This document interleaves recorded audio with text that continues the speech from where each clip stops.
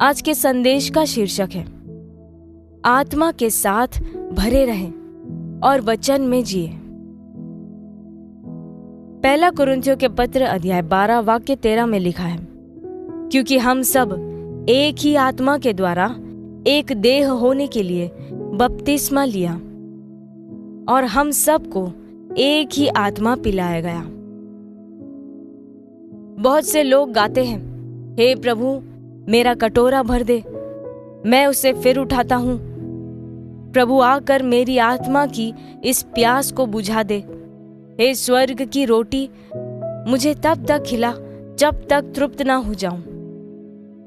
ऐसा एक गीत चाहे कितना भी धार्मिक लगे, परमेश्वर के वचन की पूर्ण अज्ञानता से उत्पन्न हुआ है।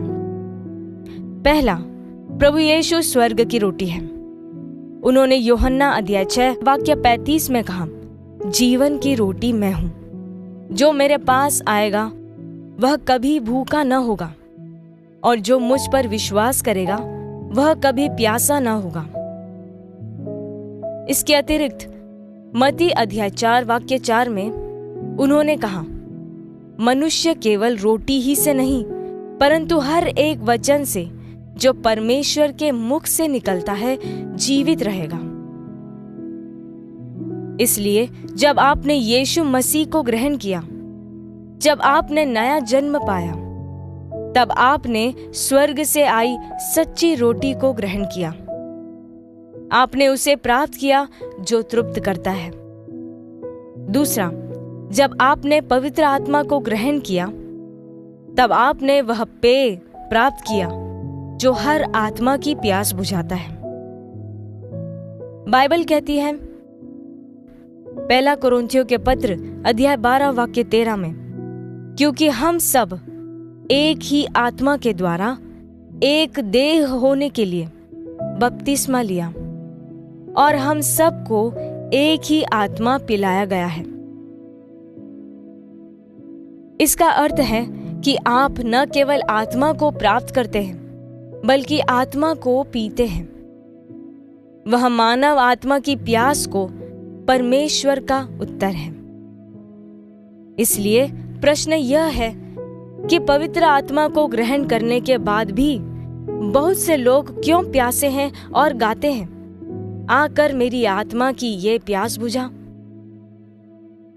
यदि आप प्यासे हैं तो आत्मा से पीजिए। दूसरे शब्दों में आत्मा से परिपूर्ण हो जाइए। आपको निरंतर आत्मा से भरे रहना चाहिए। एफिसियों के पत्र अध्याय 5 वाक्य 18 से 21 आपको बताता है कि कैसे। पूरे संदर्भ को पढ़ें। आत्मा से भरे रहना और वचन में जीना ही उत्तर है। यही सर्वोत्तम जीवन है। इसी प्रकार आप बीमारी, असफलता, कमी और जीवन की परिस्थितियों पर प्रभुत्व करते हैं।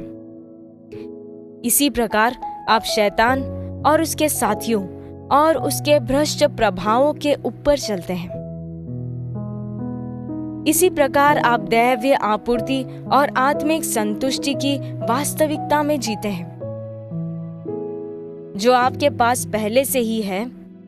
उसके लिए मत रोइए, आत्मा में मग्न बने रहिए, वचन में जीते रहिए।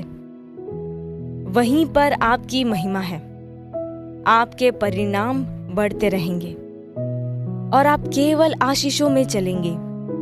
हालेलुया। हम प्रार्थना करें।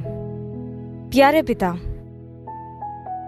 प्रभु यीशु मसीह के लिए धन्यवाद, जो स्वर्ग की रोटी है, और पवित्र आत्मा के लिए वह जीवित पेय जो मेरी आत्मा को तृप्त करते हैं।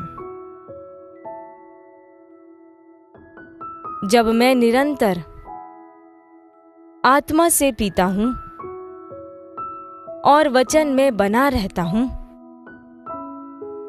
तब मेरा जीवन ताजा, सशक्त और दैवीय आपूर्ति और अलौकिक परिणामों में स्थापित होता है। यीशु के नाम में आमीन।